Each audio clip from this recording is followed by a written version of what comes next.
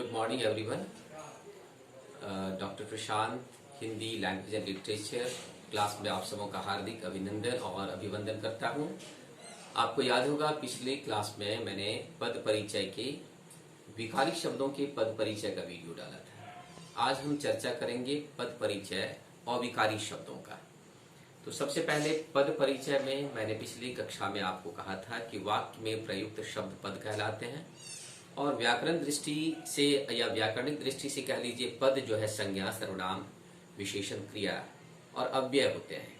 और अव्यय के तहत हम लोग 5 प्रकार के शब्दों की चर्चा करते हैं: क्रिया विशेषण, समुच्चय बोधक, संबंध बोधक, विस्मयादि बोधक और निपात। तो सबसे पहले क्रिया विशेषण का जब हम पद परिचय करते हैं तो क्रिया विशेषण के पद परिचय में सबसे पहले इसके भेद, फिर जिस क्रिया से उसका संबंध होता है उसका जिक्र करते हैं। क्रिया विशेषण के 4 भेद माने गए हैं: रीतिवाचक, स्थानवाचक, कालवाचक और परिमाणवाचक। अब चारों को पहचानने का सबसे आसान सा तरीका मैं बता रहा हूं। जब भी आप सवाल कीजिए कैसे, और कैसे का जवाब मिल जाए तो वह रीतिवाचक क्रिया विशेषण है। जैसे हम लोग बोलते हैं रीतिवाचक, राम धीरे धीरे लिखता है, तो धीरे धीरे लिखता है यानी कैसे लिखता है, कैसे का जवाब आ रहा है धीरे धीरे, तो धीरे धीरे क्रिया क्या हो जाएगा, यहाँ धीरे धीरे लिखता है क्रिया है और धीरे धीरे रीतिवाचक क्रिया विशेषण है। जब खाओ, कम बोलो, तो यहाँ जब जो है समय बताता है तो इसको हम कालवाचक क्रिया विशेषण में लिख सकते हैं। फिर स्थानवाचक, स्थानवाचक में भी जब हम कहते हैं वह वहां रहता है तो वहां स्थान को बताता है। और परिमाण मात्रा का बोध कराता है, मोहन कम खाता है तो कम हो गया है, परिमाण वाचक। तो रीतिवाचक, स्थानवाचक, कालवाचक, परिमाणवाचक। तो जैसे एक वाक्य हम लिख रहे हैं उसमें आपको बताना है, जैसे कम खाओ, तो यहाँ कम क्या है, यहाँ कम परिमाणवाचक क्रिया विशेषण है और खाओ क्रिया की विशेषता है। ये 2 बिंदु आपको केवल लिखना है।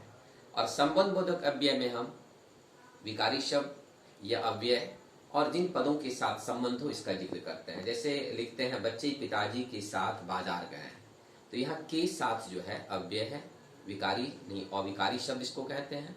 और संबंध बोधक अव्यय हो गया और पिताजी बाजार पदों के बीच संबंध बताने वाला। समुच्चय बोधक क्या है, जिसको इंग्लिश में आप कहते हैं कंजंक्शन या कनेक्टर्स या लिंकर्स। यह 2 पदों को जोड़ने का काम करता है, और, तथा, लेकिन, मगर, अथवा, इसलिए। जैसे सलमा आएगी और अब्दुल्ला भी आएगा, तो यहाँ और शब्द का अगर पद परिचय देना हो आपको लिखना है और, फिर लिखेंगे अव्यय या अविकारी शब्द, समुच्चय बोधक, 2 वाक्यों को जोड़ने वाला। यहाँ सलमा आएगी और अब्दुल्ला भी आएगा, 2 वाक्यों को जोड़ रहा है यहाँ। और विस्मयादि बोधक, विस्मयादि बोधक में विस्मय, आश्चर्य, हर्ष, शोक, घृणा, प्रशंसा, चेतावनी आदि का बोध हम लोग करवाते हैं।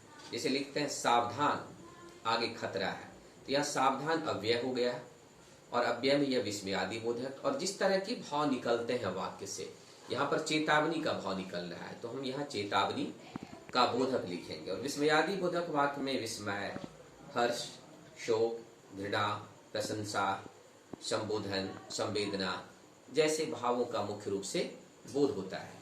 इसके अलावा आप देखिएगा बोर्ड पर मैंने लिखा है कि निपात। निपात में क्या होता है कि निपात के प्रयोग से वाक्य का जो अर्थ है वह अर्थ व्यक्त होता है, और खास करके अधिकतर निपात शब्द समूह के बाद आते हैं और इनका काम है सेंटेंस को इम्फेसाइज करना। निपात वाक्य पर बल प्रदान करता है, जैसे ही, नहीं, तो, तक, मात्र, भर, ये सब निपात है। जब निपात का पद परिचय करते हैं, सुरेश ने ही मुझे मारा, तो यहाँ ने क्या हो जाएगा, सुरेश ने ही मुझे मारा। और ही का अगर हमको पद परिचय देना है तो ही लिखकर लिखेंगे अव्यय, निपात, बल प्रदायक। तो कुल मिलाकर जब भी हम अविकारी शब्दों का पद परिचय करते हैं तो अविकारी शब्दों के पद परिचय में इन सब चीजों को केंद्र में रखना आवश्यक है। वैसे आप विस्तृत जानकारी के लिए इस श्वेत फलक पर लिखे गए तथ्यों का भी अवलोकन कर सकते हैं। और जब आपको कोई और संशय हो इस अविकारी शब्द के पद परिचय में तो कमेंट बॉक्स में आप जरूर लिखिए। मैं डॉक्टर प्रशांत एक बार फिर आप सबों का स्वागत अभिनंदन करते हुए आपसे विदा लेता हूँ। अगले वीडियो के साथ, नए वीडियो के साथ फिर मेरी मुलाकात आपसे होगी। धन्यवाद।